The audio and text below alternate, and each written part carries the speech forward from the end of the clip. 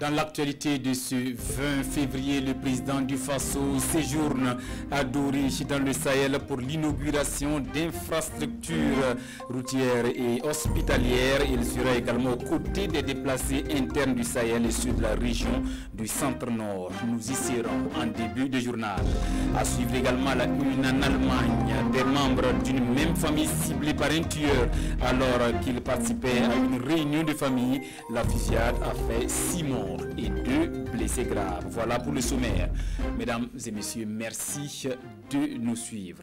Le président du Faso est actuellement à Dori, dans la région du Sahel, avec un agenda bien chargé. À peine arrivé, Roch-Marc Christian Kaboré a inauguré la nouvelle gare routière réalisée dans le cadre de la composante du PADEL, le programme d'appui au développement des économies locales. Le centre hospitalier régional de Dori vient également de faire peau neuve, une rénovation grâce au programme de développement d'urgence du G5 Sahel. Le chef de l'État prévoit également une visite de site des déplacés internes à Dori et à Kaya. Nous y reviendrons en détail dans nos prochaines éditions. Autre point de l'actualité, engagement et perspective de la Banque mondiale pour le Burkina. Pour 2020, l'institution mise sur la sécurité, l'éducation et la création d'emplois au profit des jeunes et des femmes. Le plan d'aide de Bretton Woods a été décliné lors des face-à-face avec la presse. Amadou Ilboudo, Caroline Ouari. Cette année encore, l'Afrique pèse le plus lourd en termes de besoins en financement par la Banque mondiale. Sur 82 milliards de dollars pour tous les pays demandeurs, les pays d'Afrique prennent 53 milliards, soit plus de 64% de l'enveloppe. Dans le lot des pays africains, les pays du Sahel s'en tirent avec 7,8 milliards de dollars, dont environ 1,8 milliard pour le Burkina. En plus de la question sécurité, les domaines de développement tels les infrastructures routières, l'énergie, l'éducation et la création d'emplois pour la jeunesse sont bénéficiaires de l'enveloppe.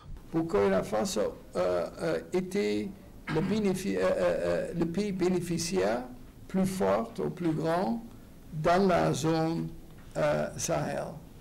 Et alors ça donne un peu l'idée de cet engagement qui était une augmentation très forte par rapport des années passées. Le domaine de la bonne gouvernance est aussi un volet cher à l'institution de Bretton Woods qui le répète à ce face à la presse. Contrôler l'effectivité de l'utilisation de ce fonds pour chacun des domaines indiqués est du programme de la Banque mondiale et pour ce faire, l'institution financière n'hésite pas à faire appel à la participation du citoyen lambda à travers dénonciation ou toute autre interpellation. On reprend la route de Dori. Le chef de l'État hier, des membres du gouvernement, au personnel de la direction régionale de la santé à Dori, une occasion pour elle de s'imprégner des difficultés rencontrées. Compte rendu les échanges avec Albert Nébier et Lazare Sanou. Pour un instant, ils se sont départis de leur blouse et stéthoscope pour échanger avec leur ministre de tutelle. Claudine Louguet prend ainsi le pouls du système sanitaire qui est confronté à plusieurs difficultés dans cette région du Sahel. C'est le problème de disponibilité de la ressource humaine elle-même, y compris toutes les mesures d'accompagnement qu'ils veulent ou dont ils ont besoin. Il y a tout ce qu'il y a comme moyen de fonctionnement d'information sanitaire dans le contexte de la sécurité que nous savons. Et il y a tout ce qu'il y a comme mesures de mobilité, aussi bien de la logistique, des ressources humaines. Un tête-à-tête sans langue de bois pour dégager ensemble des pistes de solutions afin de rendre agréables les conditions de vie et de travail du personnel. Les échanges également ont été directs, francs, conviviaux et les questionnements, les préoccupations ont été assorties de propositions de réponses. Ce matin, nous avons rencontré des agents de santé, certes un peu traumatisés d'avoir perdu un certain nombre de leurs. Traumatisés de voir qu'ils n'ont pas les moyens nécessaires pour prendre en charge des Burkinabés qui ont été victimes des balles assassines. Mais nous avons également fait la rencontre avec des agents qui, malgré ce traumatisme-là, sont prêts à prendre en charge les Burkinabés. Séance tenante, la première responsable du département de la santé a donné instruction à ses plus proches collaborateurs pour un traitement diligent des dossiers de reclassement, avancement et traitement des salaires des agents de santé au Sahel. Après échange avec le personnel soignant, place à la visite du centre médical urbain et le CHR de Dori, la ministre de la Santé est venue les mains chargées de matériel médical d'environ 280 millions de francs CFA investis et destinés aux formations sanitaires de Dori. La réception de ce matériel en image avec Suleiman Kwanda et Lazare Sanou. Ceci n'est qu'un échantillon du matériel médical que la ministre de la Santé réceptionne. Du matériel médical acquis grâce à l'Union européenne à hauteur de plus de 280 millions de francs CFA pour faire face aux préoccupations sanitaires dans cette région confrontée à l'insécurité. Le Sahel est confronté, vous le savez bien, à un gros défi sécuritaire et les populations qui sont continuellement agressées, les populations tant civiles que militaires qui sont continuellement agressés ont besoin d'une prise en charge adéquate. Et donc l'hôpital a été rénové. Il y avait du matériel qu'on devait réceptionner pour augmenter les capacités de réaction, les capacités de prise en charge des blocs opératoires et également de la maternité. Un don qui était attendu car le besoin se faisait déjà sentir. Cela permettra véritablement de soulager la prise en charge des patients qui fréquentent le CHR. Alors vous avez également, au-delà du don, il y a la réhabilitation donc, du service de maternité qui a été fait sur financement du programme d'urgence du Sahel à hauteur d'environ 30 millions et le matériel pour environ 39 millions de francs CFA qui véritablement en tout cas vient renforcer la qualité de la prise en charge au niveau donc, du CHR de Dori. Claudine Lougué et sa délégation ont visité les différents services du CHR de Dori et le centre médical urbain. Partout où elle est passée, la ministre a encouragé et félicité le personnel soignant qui constate des sacrifices au quotidien pour le bonheur des populations. Parlons toujours santé, lutter contre la maladie rénale au Burkina Faso. C'est la mission assignée à ORAF Transplant, l'association pour l'utilisation du rein artificiel en Afrique et de la promotion de la transplantation rénale. Par voie de presse, la dite association parle de ses actions et activités en cours. Il est prévu un concert courant mars pour récolter des fonds en vue de la réalisation du prochain centre municipal de dialyse dans la ville de Sia. Karim Ilboudou, Moumouni Barou. Face à face entre ORAF Transplant Burkina et journalistes. Il s'agit pour l'association de parler de la mise en place prochaine d'un centre municipal de dialyse à Bobo-Dioulasso. Selon les spécialistes, ce sont des maladies de plus en plus diagnostiquées, mais pour l'instant, le traitement reste limité pour faute de moyens chez les patients. L'association s'est donc fixé un objectif, celui de créer un centre pour soulager des personnes souffrant de maladies rénales. Ce projet ambitionne d'ouvrir le premier centre associatif de dialyse au Burkina Faso qui aura une capacité de 12 générateurs extensible à 20. La capacité sera d'au moins 50 patients. Donc le budget estimatif de lancement est de 350 millions de francs CFA, basé essentiellement sur le matériel reconditionné par l'association. La mairie de Bobo a offert donc 2 villas en plus d'une aide financière de 50 millions. Un concert, un centre de dialyse. ORAF compte donc récolter des fonds à travers des concerts organisés à Bobo-Dioulasso et à Ouagadougou. L'objectif premier, c'était de faire un concert tout court à Bobo pour pouvoir permettre l'utilisation des recettes de ce concert-là et pour pouvoir construire le centre de dialyse. Mais on s'est dit aussi, un concert, ça peut marcher comme ça peut ne pas marcher.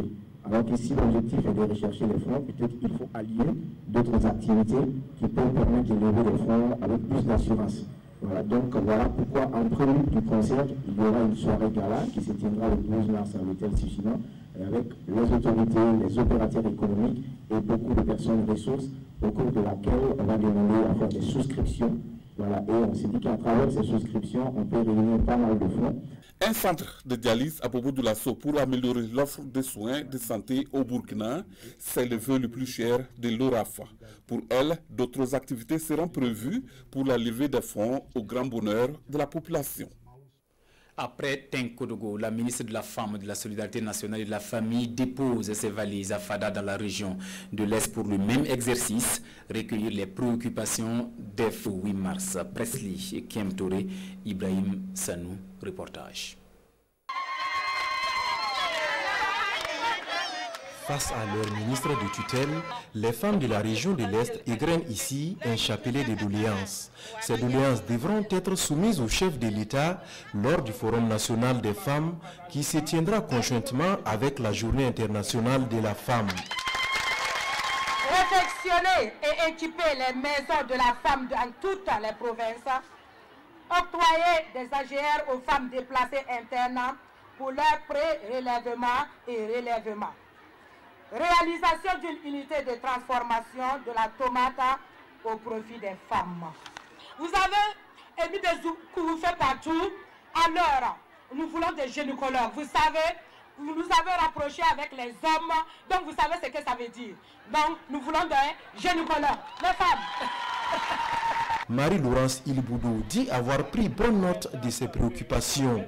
C'est aussi le lieu pour elle de faire le bilan des engagements pris par le président du FASO lors du Forum national des femmes de 2018. Il y a eu depuis 2016 le programme de son Excellence le président du FASO qui nous a sorti 20 gynécologues et 20 pédiatres donc, qui vont être affectés dans les CHR. Nous avons une bonne satisfaction de taux de réalisation des engagements du président du FASO lors du 5e forum en 2018. Le seul point qui sont des points assez difficiles que je peux retenir, c'est l'amélioration du soin de la gratuité de la mère et l'enfant. Nous voyons dans toutes les régions que nous devons plus améliorer, mais le contexte aussi du défi sécuritaire peut aussi être pour quelque chose dans cette situation. Crise sécuritaire au Burkina Faso, quelle stratégie pour une meilleure résilience des femmes? C'est sous ce thème que le Burkina va célébrer le 8 mars de cette année. À cette cérémonie, les représentantes des femmes des 5 provinces ont reçu symboliquement des pains du 8 mars. Restons sur place à Fadang Gourma. Le projet régional d'appui au pastoralisme au Sahel explore le filon de la formation professionnelle pour faciliter l'insertion des jeunes. Après l'étape de la formation dans différents corps de métiers, ils peuvent désormais voler de leurs propres ailes. Le cérémonial de remise de kits d'installation avec Seydou Nikiema et Aruna Mari. L'entreprise privée tant rêvée par Djingripoga Lompo prend désormais forme. Le projet régional d'appui au pastoralisme au Sahel PRAPS lui offre un kit d'installation destiné à la saponification. Djingripoga Lompo fait partie de cette vague de 42 jeunes de l'Est, désormais nantis de savoir dans les domaines comme l'embouche bovine, le tissage, la couture, la coiffure et la saponification. Je faisais d'abord le savon traditionnel. Nous avons appris à faire du savon moderne, savon de douche, savon de lessive, en plus la fabrication de la pommade. Ça va m'aider. Cette action cadre avec la cause. Le projet veut développer la résilience des ménages à travers la diversification de leurs sources de revenus qui proviennent en grande partie des activités pastorales et agro-pastorales. L'employabilité des jeunes est une préoccupation au niveau national. C'est donc un objectif fort et très essentiel pour le PRAPS. Certains métiers coûtent plus de 2 millions, certains 3 millions. Donc c'est une somme très importante qui a été consacrée à cela. Cette initiative est vraiment à saluer parce que ça participe à la lutte contre la pauvreté et à accroître la capacité de résilience des populations, ce qui est un levier important pour la lutte contre l'insécurité. Pour la survie des différents projets, le gouverneur de l'Est demande aux bénéficiaires de ne plus s'éloigner de l'esprit d'entreprise. À terme, 1 million de jeunes vont être formés dans les 6 régions d'intervention du PRAPS, un projet initié par les 6 pays membres du SILSA.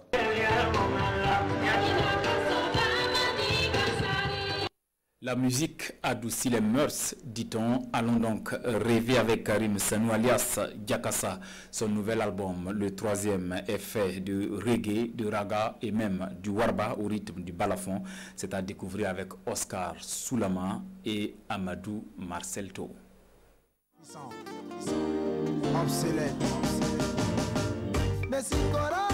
Neshikura ou encore J'ai fait un rêve, c'est le titre du nouvel album de l'artiste Diakassa.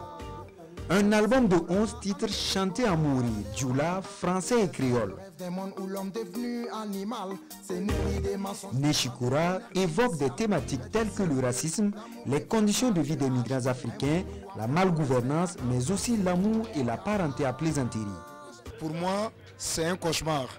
Voilà, c'est un cauchemar parce que tout le temps, tout ce qui se passe actuellement, que ce soit en Afrique et en Europe avec le terrorisme et tout l'esclavage moderne que nous vivons avec la Libye et autres, et c'est ce cauchemar-là que je dénonce, mais je dis que ce cauchemar ne peut pas nous empêcher de réaliser nos rêves. Apporter sa contribution à l'éveil des consciences et surtout apporter une lueur d'espoir à la jeunesse africaine.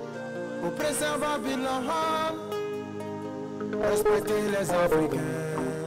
La jeunesse africaine aujourd'hui est prête à affronter tout ce qu'il ne veut pas lui laisser son respect, parce que nous avons écouté les messages de Thomas Sankara, de beaucoup de grands frères africains.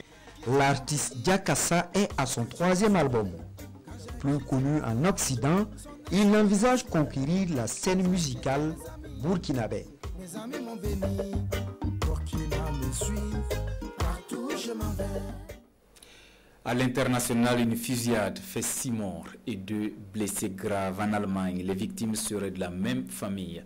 Selon la police, le tireur a ouvert le feu au moment où les victimes participaient à une réunion de famille. Pour l'heure, les enquêtes se poursuivent. Regardez. Une chasse à l'homme à grande échelle a été lancée la nuit dernière et a peut-être déjà pris fin dans le sud-ouest de l'Allemagne. La police recherchait le ou les auteurs de 2 fusillades perpétrées dans 2 bars à chicha de Hanau, une ville de 90 000 habitants située à une vingtaine de kilomètres de Francfort. Au moins 8 personnes ont été tuées dans ces attaques. Les 5 autres ont été grièvement blessées. La première attaque a eu lieu vers 22 h dans le centre-ville. La cible, le bar à chicha le Midnight. Juste après les coups de feu, une dizaine selon des témoins, la police a fait savoir que le ou les auteurs auraient quitté les lieux en voiture en direction de la Kurt Schumacher-Platz dans le quartier de Kesselstadt. Peu après, un autre bar à chicha, l'Arena Bar, a été visé. Un tireur aurait sonné à la porte et fait feu sur les personnes présentes dans la zone fumeur.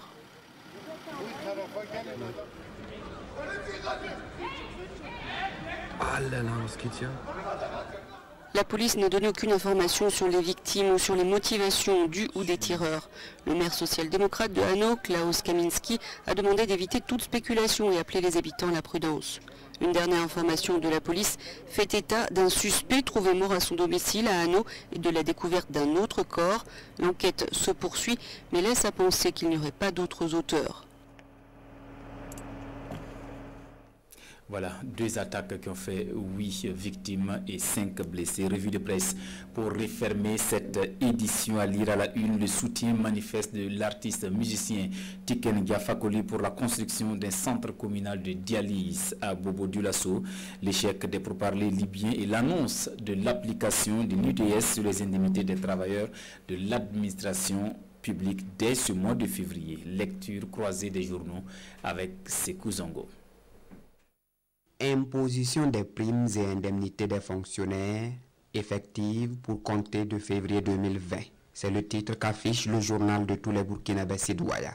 Une information donnée par le ministre porte-parole du gouvernement à l'issue du conseil des ministres d'hier 19 février. Selon Rémi Fulgence Dandjinou, relayé dans les colonnes de Sidouaya, l'application de cette mesure respecte un principe de justice et d'équité. Il a par ailleurs noté que 2 éléments ont été mis en œuvre, à savoir l'acceptabilité de la mesure et la progressivité dans son application.